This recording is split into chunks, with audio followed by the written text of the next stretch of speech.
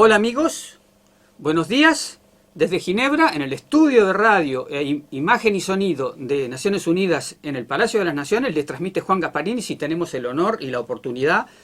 de hacer una breve entrevista con Diego García Sayán, que es el relator por la independencia de jueces y abogados, que está finalizando un mandato de 6 años. Como todos ustedes saben, los relatores son elegidos por 3 años, renovables por otros 3, y hoy ha presentado un poco su informe final, centrado básicamente en la problemática de cuáles son los derechos y cómo hay que respetar los derechos de los abogados. Señor García Sayán, buenos días. Le quiero preguntar entonces,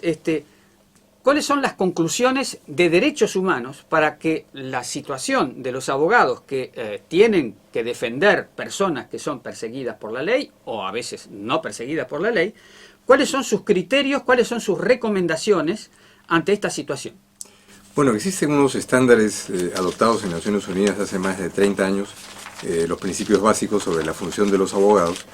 que entiende que los abogados tienen no solamente derechos, sino que el acceso por parte de la sociedad a tener una defensa legal es un derecho fundamental. En consecuencia, no es cuestión solo de defender per se la profesión legal, sino de defender el acceso a la profesión legal como un derecho humano fundamental. En un contexto como el de hoy en el mundo, en donde hay afectaciones a la independencia judicial de distinto nivel en diferentes países, una de las piezas que viene siendo afectada es la independencia de los abogados, a través de amenazas que no siempre tienen que ser hechas por el Estado, sino por particulares, a través de intervenciones telefónicas, a través de ataques a los colegios de abogados y su independencia,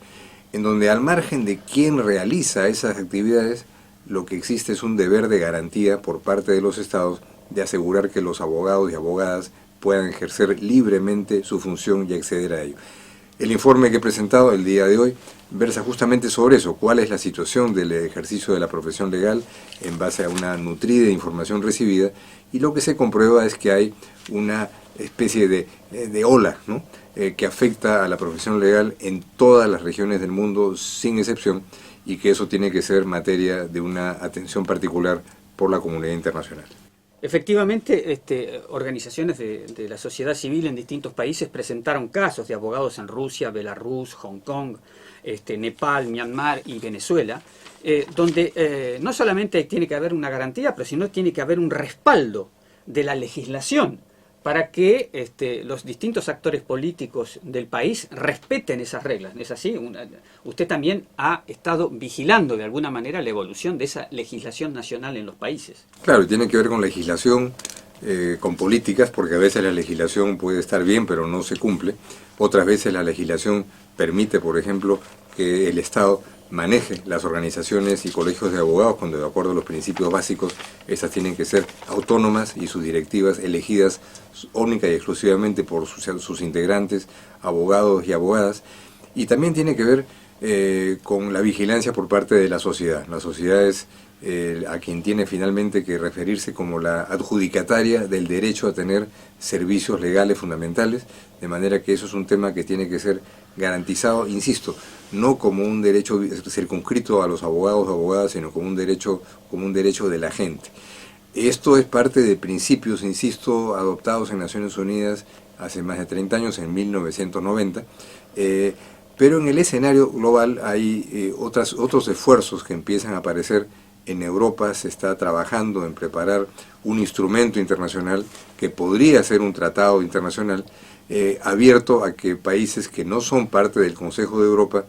puedan adherirse a él si es que esto se llega a convertir en un tratado, cosa que como relator he alentado de manera expresa porque sería un paso muy importante para avanzar en esa dirección.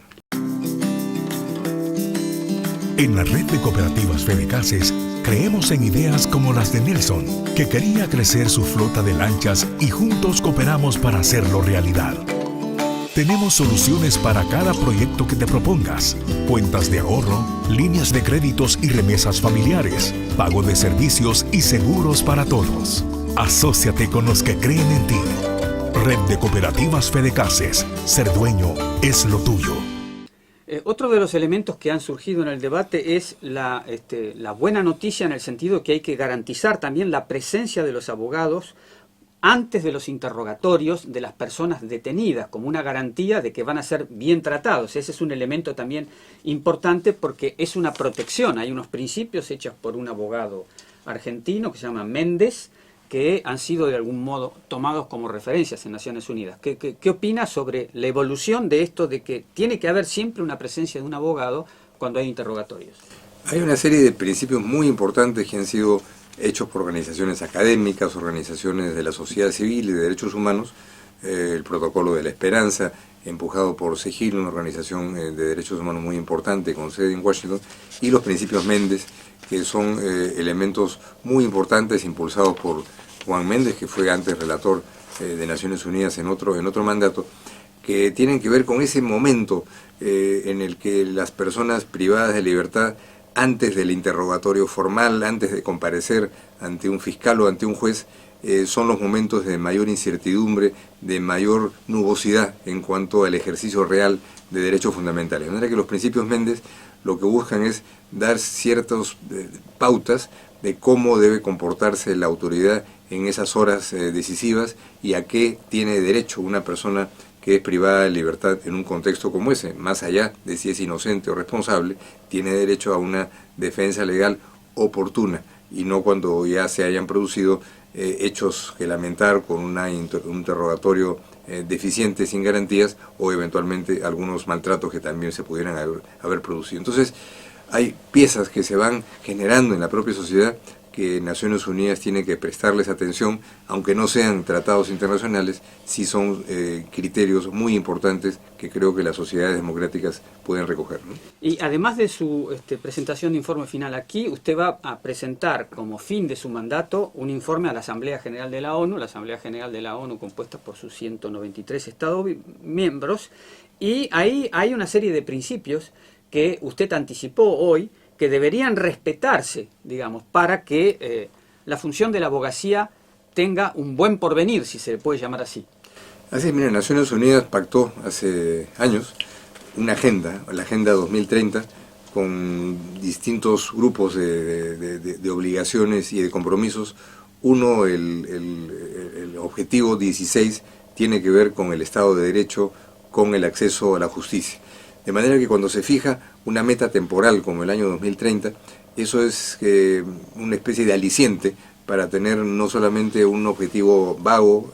y sin temporalidad específica, sino algo que tiene que ver con pasos concretos para acceso a la justicia. Y acceso a la justicia no es simplemente un asunto administrativo, sino tiene que ver con un conjunto de componentes que por supuesto le hacen a una justicia que tiene que ser también independiente. Entonces, los distintos informes que como relator he hecho en estos 6 años se articulan a esos objetivos que tienen que ver con el acceso a una justicia en serio, y para que sea en serio tiene que ser independiente, y cómo esa es una responsabilidad de todos los estados partes de Naciones Unidas. Hay en el mundo distintos enfoques, distintos niveles de entendimiento sobre qué cosa es vinculante y qué no es vinculante, pero estos objetivos al 2030 y el objetivo 16 sobre Estado de Derecho y acceso a la justicia son objetivos de consenso adoptados en todas Naciones Unidas, y eso por eso creo levantar las cosas en ese sentido y presentarlo para el debate en la Asamblea General en el mes de octubre, que es el último informe que presentaré. Para eliminar el zancudo del dengue, zika o chikungunya, te recomendamos: lava las paredes de la pila una vez por semana, tapa barriles y guacales y voltea llantas y estopas de coco. Practica estas medidas en casa, en el trabajo o en la escuela y eliminemos juntos los criaderos de zancudos. Cuidémonos, evitemos el dengue. Ministerio de Salud, Gobierno de El Salvador. Bueno, y para terminar, además de usted encargarse de debatir y afianzar principios generales, las relatorías, y en su caso también, reciben casos individuales. No hace falta que se haya agotado la vía interna legal dentro de cada país para traer un caso aquí, y voy a poner un solo ejemplo que ha sido conocido a través de la prensa, de que usted recibió una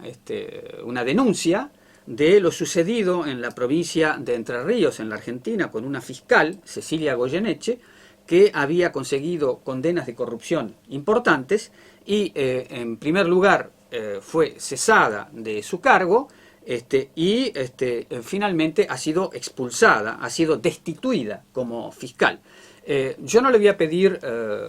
entrar en consideraciones que están cubiertas por la confidencialidad, pero ante los casos individuales como este, ¿cómo es su posibilidad de actuar? Usted ha recibido esa comunicación y ¿qué es lo que usted puede hacer si usted encuentra en esas comunicaciones elementos de verdad y que le hacen pensar de que hay violaciones de los principios generales que usted está obligado a defender?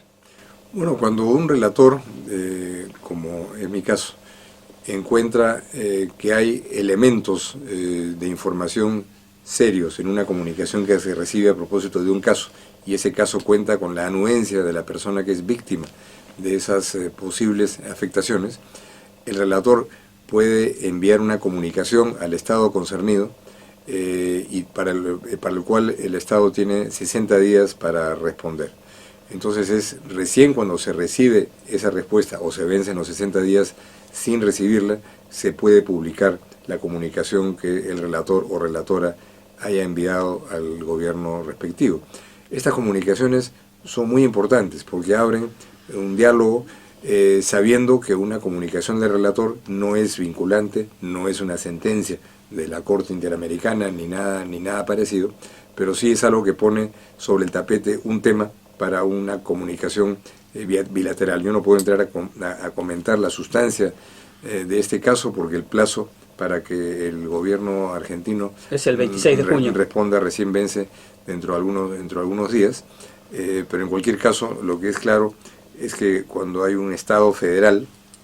es el gobierno que representa al país en su conjunto ante el sistema de Naciones Unidas el que responde sobre los hechos que puedan estarse produciendo, como es el caso de Argentina, Estados Unidos, México, Brasil, que son varios